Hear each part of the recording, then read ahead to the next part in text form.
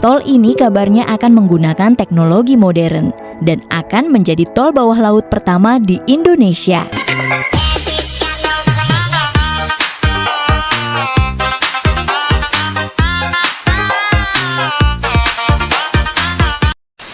Guys, setelah melakukan pembangunan gedung-gedung pemerintahan, rumah dinas untuk para pejabat ibu kota negara, IKN, serta berbagai fasilitas lain, Presiden Jokowi juga tengah merencanakan pembangunan tol bawah laut yang akan menghubungkan daratan Balikpapan dan IKN.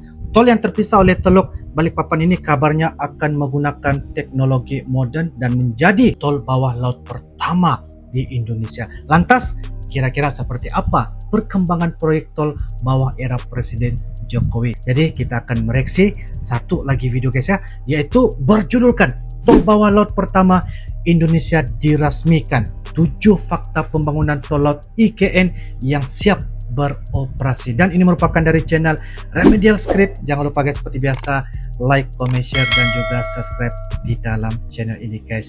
Tanpa basa-basi, ayo kita sama-sama simak di video pada kali ini. Yo guys. Remedial Script. Informasi tentang kejadian. Oke. Setelah melakukan pembangunan gedung-gedung pemerintahan, rumah dinas untuk para pejabat IKN, serta berbagai fasilitas lain, Presiden Jokowi juga tengah merencanakan pembangunan tol bawah laut yang akan menghubungkan daratan Balikpapan dan IKN yang terpisah oleh Teluk Balikpapan. Tol ini kabarnya akan menggunakan teknologi modern dan akan menjadi tol bawah laut pertama di Indonesia. Wow. Lantas, kira-kira seperti apa perkembangan proyek terhebat era Presiden Jokowi yang satu ini? Berikut 7 fakta pembangunan proyek tol bawah laut IKN yang bikin bangga rakyat Indonesia. Mari simak videonya. Namun sebelum ke videonya, mari klik subscribe-nya dan nyalakan notifikasinya. Awal dicanangkan. Proyek tol bawah laut IKN pertama kali terkuak ke publik pada Januari 2022 lalu. Nantinya, 2022. proyek kerjasama Indonesia dengan Korea Selatan ini akan menjadi salah satu jalur alternatif menuju IKN dari sisi timur, yakni di sepanjang tol akses IKN segmen 4A, Simpang, Tempadung, Outer Ring Road, IKN 18,2 km, yang akan memangkas waktu tempuh dari 2 jam menjadi 30 menit dari Balikpapan ke IKN. Proyek ini secara jelasnya akan menggunakan teknologi immersed tunnel, yakni berbentuk seperti terowongan yang dibagi menjadi beberapa bagian, sepanjang 1,5 km dan lebar 22 meter. Lalu ditenggelamkan ke bawah air pada kedalaman 40 meter, sekaligus menjadi tol bawah laut terdalam di dunia. Selain itu, di bagian ujungnya akan diberi segel dan sekat sehingga bisa mengambang di dalam air. Tak hanya itu, di proyek yang mengadopsi beberapa negara Eropa dan Korea Selatan ini juga terdapat 2 lintasan seperti terowongan pendek khusus untuk jalur satwa. Menurut Ketua Satgas Pelaksanaan Pembangunan Infrastruktur IKN, Danis Hidayat Sumadilaga, teknologi immersed tunnel digunakan karena sesuai dengan konsep New IKN yang mengusung konsep Forest City. Apalagi di sekitar proyek ini juga terdapat habitat hewan yang dilindungi seperti pesut dan bekantan. Jika membangun jembatan di atas laut, bisa mengganggu morfologi dan ekosistem lingkungan di sekitar Selat Balikpapan. Oke. Tahapan pembangunan. Usai pertama kali dicanangkan, pemerintah langsung bergerak cepat.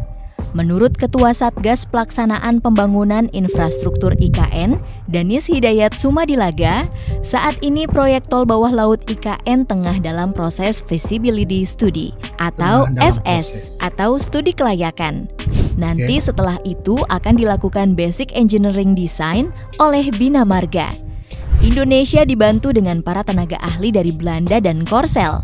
Jika tahapan-tahapan tersebut selesai, barulah pembangunan fisik proyek ini dilakukan dengan perkiraan dimulai pada tahun 2024. Anggaran, oke. Proyek tol bawah laut ini dikabarkan akan menelan dana yang tak sedikit. Staf Ahli Menteri Bidang Teknologi, Industri dan Lingkungan Endra S. Atmawijaya menyebut, untuk 1 kilometer tol saja akan menghabiskan biaya sekitar 4 triliun rupiah.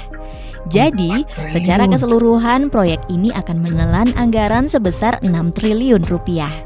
Sama dengan terowongan bawah laut di Khor Al-Zubair, Irak, sepanjang 2,5 kilometer yang menghabiskan biaya sekitar 12 triliun rupiah atau 4,5 triliun rupiah untuk 1 kilometernya. Wow. Hanya ada 6 di dunia. Hanya ada Indonesia 6 di dunia, patut guys. berbangga. Pasalnya di dunia hanya 6 negara yang memiliki tol bawah laut. Di antaranya ada terowongan Al-Shindaga di Uni Emirat Arab, terowongan Oresund yang menghubungkan Denmark dan Swedia, terowongan Rivierke di Norwegia, tol bawah laut Taihu di Cina, Sydney Metro Tunnel di Australia, serta Marina Coastal Expressway di Singapura. Jika Indonesia berhasil membangun tol bawah laut ini, Indonesia bisa dibilang sejajar dengan negara-negara maju tersebut.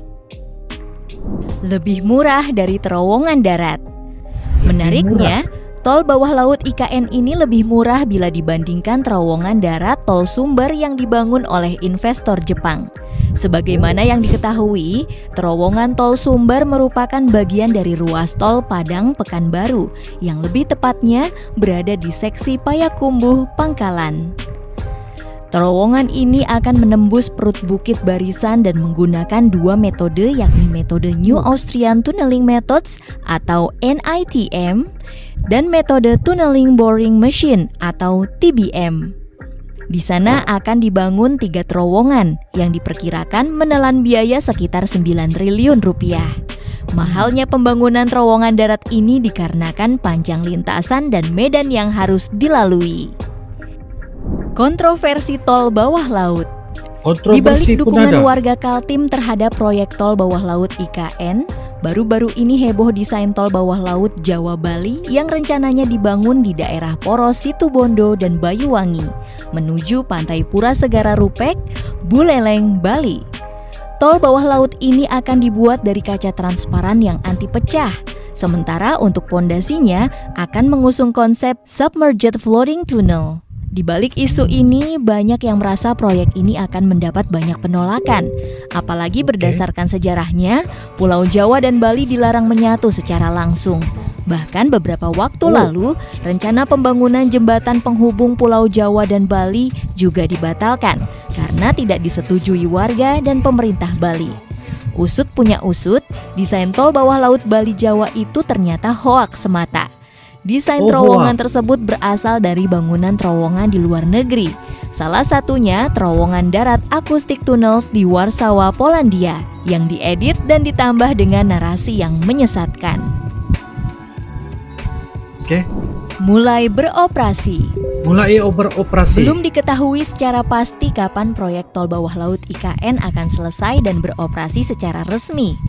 Namun kalau dikalkulasikan, kemungkinan besar proyek ini akan rampung paling lama 10-20 tahun ke depan.